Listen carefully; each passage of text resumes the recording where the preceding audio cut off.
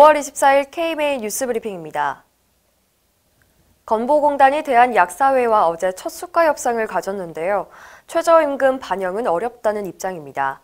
대한약사회 윤중식 보험이사는 이번 협상에서 약국도 최저임금 인상으로 어려움을 겪고 있다고 전했지만 건보공단 측은 수가 협상이 아닌 다른 방법들이 있다고 말했고 이는 수가 인상을 통한 정책 배려를 하지 않겠다는 의미라고 해석했습니다. 지난 16일 최병호 건보공단 재정소위원회 위원장이 최저임금 문제를 올해 수가 인상에 반영하는 것은 어렵다고 밝힌 것에 이어서 건보공단도 같은 입장을 취하고 있는 것으로 보입니다. 공급자 단체들은 최저임금 인상으로 인한 어려움을 지속적으로 주장하고 있기 때문에 앞으로의 수가 협상 향방에 관심이 집중되고 있습니다. 정부가 병의원의 출생신고를 의무적으로 해야 하는 법 개정을 추진합니다. 정부는 포용국가 아동정책을 발표했는데요. 병의원의 출생신고 의무를 부여하는 출생통보제도를 도입하겠다고 밝혔습니다. 의료기관이 출생하는 모든 아동을 누락 없이 국가기관에 통보해야 한다는 건데요. 의료계는 이에 대해 반대 입장을 표명한 적이 있습니다. 출생신고를 원치 않는 부모들은 의료기관에서 출산을 기피하게 될 것이라고 우려한 건데요. 의료기관이 아닌 곳에서 불법 의료 행위가 늘어날 수 있어서 산모와 태아 건강에도 악영향을 미칠 수 있다는 지적입니다. 정부는 이 같은 부작용을 막기 위해 산모에게 일정 상담을 진행하고 신원을 밝히지 않고 출산할 수 있도록 보호출산제를 병행하기로 했습니다. 또한 정부는 이번 아동보호 종합대책을 통해서 영유아 건강검진 항목을 확대하고 아동 만성질환 집중관리 시범 사업을 추진하겠다고 밝혔습니다.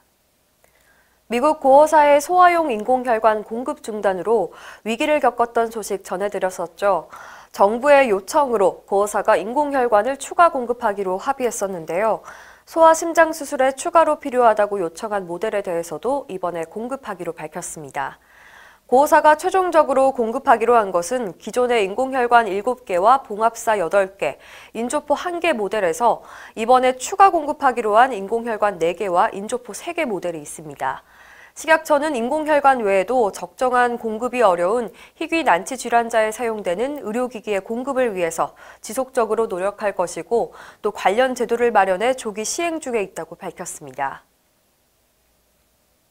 문재인 케어가 심각한 건강보험 재정 적자의 원인으로 지목되면서 비급여를 사회 악이라고 봐선 안 된다는 주장이 있습니다. 사실상 급여가 낮은 가격으로 공급될 수 있었던 것은 바로 비급여 때문이라는 겁니다. 장성인 연세의대 교수는 어제 정책토론회에서 비급여를 전면 급여화했을 경우 의료비의 재정 원천을 건강보험 단 하나로만 만든다는 문제가 발생한다고 지적했습니다.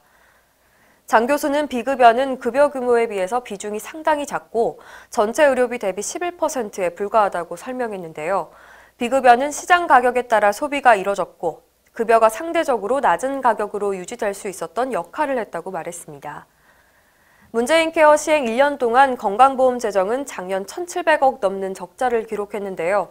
장 교수는 전면 급여화된 상황에서 비급여와 같은 다른 선택지가 없었다면서 결국 국민 전반의 실제적 의료보장 감소를 가져오게 될 것이라고 경고했습니다.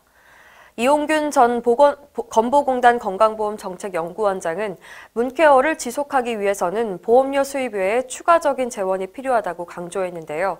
대비책이 전혀 마련되지 않은 상황에 대해서 우려를 표했습니다.